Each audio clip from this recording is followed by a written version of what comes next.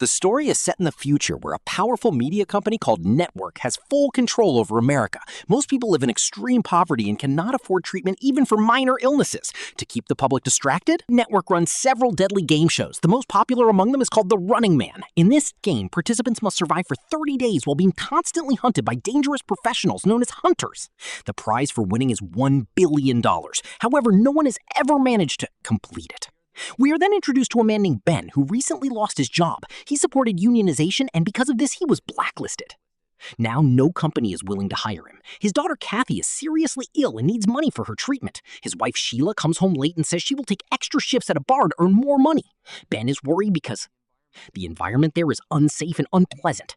Ben tells them not to worry and suggests that he himself join a game show to win the prize money. Sheila strongly disagrees, as the game is known to be extremely dangerous and often leaves participants seriously injured, but Ben reassures her that he will be careful and choose a less risky option.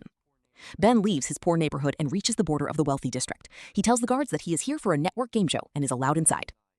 Many poor applicants are standing in line for selection. Suddenly, an elderly man becomes very ill.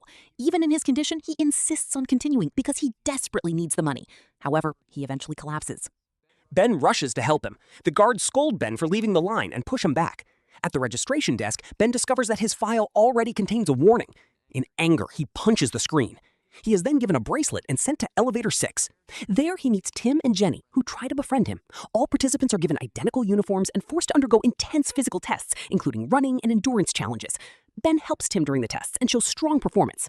During a break, a guard tries to punish him, but Ben faces him without fear. More difficult tests follow.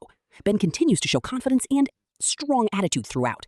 A psychologist evaluates him and declares, aggressive participant. Those who reach the final stage are given colored jumpsuits.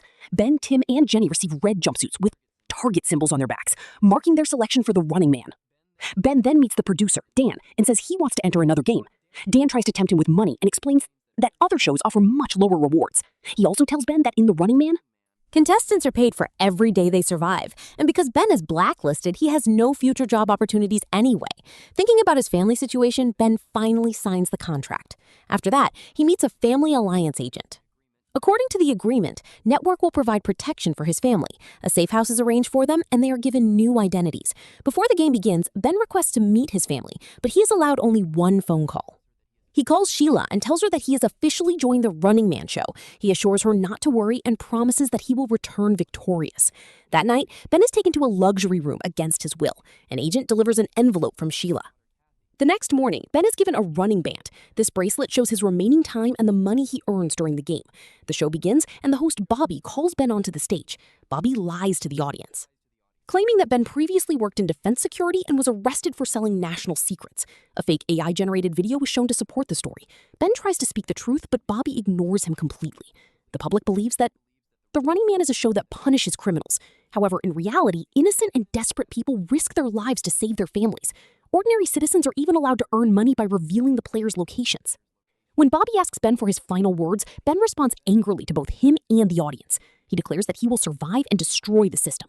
After introducing all the players, Bobby explains the rules. Each participant receives an advance payment and a 12-hour head start. During this time, they can hide anywhere and no hunters will chase them.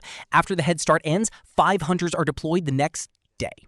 Each player must record at least 10 minutes of video daily and submit it before midnight. If a player fails to submit a video, their payments are stopped, but the hunt continues. After this, the 3 players are sent to a dark room through separate elevators. Ben finds a camera, some cash, and basic clothes inside. He changes his outfit and leaves the building immediately. Once outside, he quickly hails a taxi. The driver recognizes him and asks for a selfie. When Ben refuses, the driver becomes angry. He warns Ben that people should be polite or he will report his location since rewards are offered for it. Ben quickly exits the taxi and escapes on foot. He finally reaches an abandoned building where his old friend Molly lives, who was involved in the black market. Ben asks her for 2 fake IDs and a gun.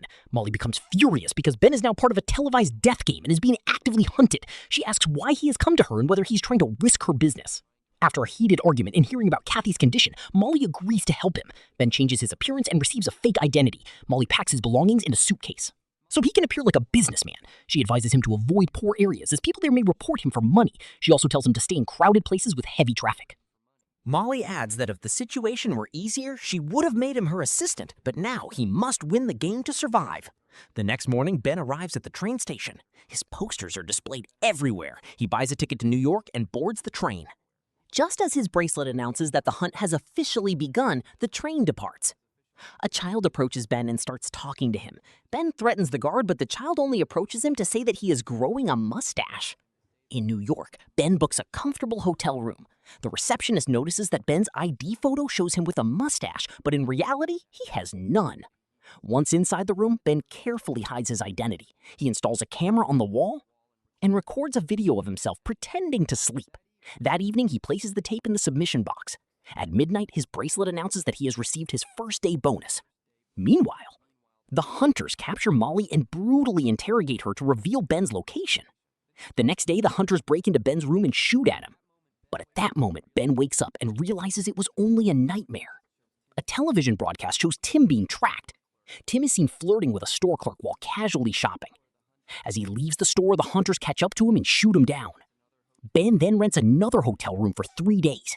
He packs his belongings into a simple bag and throws it out of the window into a trash container. He leaves the hotel normally and continues his escape.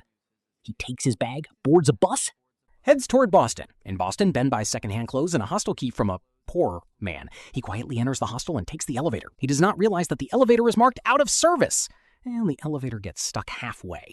Ben forces the doors open and reaches the 3rd floor. Inside his room, he finds chewing gum, cigarettes, and a grenade. He records his daily video and is reminded by the bracelet to submit the... However, many people are gathered near the submission box. Ben decides to go to the shared bathroom to take a shower. Feeling uneasy along the way, he notices a familiar face in the crowd. It is a hunter. Soon more hunters begin arriving. Suddenly, someone opens the bathroom door and Ben quickly hides inside. The hunters start checking every room on the 3rd floor. Once they leave, Ben tries to escape and checks outside through the window. But the window is sealed shut. Leaving his bag behind is not an option, so he takes a metal rod, breaks the glass, and secures the pieces with gum. He moves through the corridor carefully, using the reflective glass to track The hunters are about to reach his room when a man named Wayne suddenly appears on the stairs and shouts loudly. He misleads them by saying, "The guy from the TV show is on the 2nd floor, go get him!" Instead of going downstairs, Ben rushes to the roof. From there, he grabs a cable from a glowing sign and climbs down. He reaches his room again, breaks the window, and enters. Hearing the sound of breaking glass, the hunters return. Ben quickly gets dressed and gathers his things. As the hunters fire at the door, Ben jumps out of the window. He grabs another cable, but the sign starts to bend under his weight. Then he spots a hunter waiting for him below. With no other option, he breaks into a nearby room through the window and hides inside. A surveillance drone from the network continues tracking him. Ben runs through the corridor at full speed while the hunters keep firing. Soon, he reaches the elevator. He grabs the drone and forcefully hits the elevator control panel. This interrupts the recording and the elevator begins to function again. In the lobby, a hunter suddenly attacks him.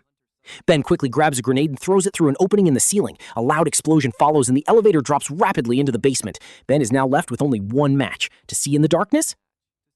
He lights a magazine. While moving forward, a rope accidentally catches fire, and the flames spread quickly. The hunters reach the corridor at the same time. Ben pushes furniture against the door to block them and runs into a back tunnel. The hunters open fire without control and a bullet.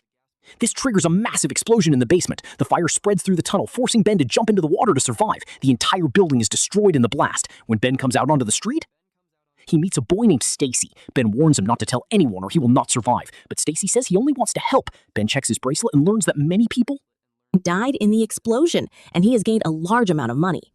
After some time, Stacy returns with his brother, Brad. Brad takes Ben to his home and gives him food. Brad also has a sick child in his house. However, he refuses to take any payment for his help because he opposes the network system. He believes money is not necessary for doing the right thing. Brad shows Ben a secret recording room, analyzes Running Man episodes, and uploads them online. Anyone who is exposed or caught is revealed to the public. Because of this, staying hidden is extremely important. Brad suggests that Ben remain with him. Final day to increase his chances of winning. The next morning, Ben learns more about the area and discovers hidden corruption linked to the government. Angry and frustrated, he records a video exposing states that those in power show no concern for ordinary lives. During the broadcast, Bobby arrives with a group of children and claims they are orphans whose parents died in the explosion. He manipulates Ben's recording to make it appear as if Ben is insulting them. Ben tries to explain the truth, but no one believes him. Brad's mother becomes furious and throws Ben out of the house. However, Brad and Stacy still want to help him. They hide Ben in the trunk of a car and take him away. Everything seems safe, but suddenly the trunk is shot at by 2 bikers chasing them. Ben opens the trunk and throws a weapon, hitting one biker in the face and knocking him down. The second biker continues firing. Ben hides again inside the trunk while Brad stops the car. The bikers fail to stop in time and crash into the vehicle. Brad immediately drives forward, killing both of them in the collision. He then drops Ben outside the city and gives him a gun along with the address of his friend Elton.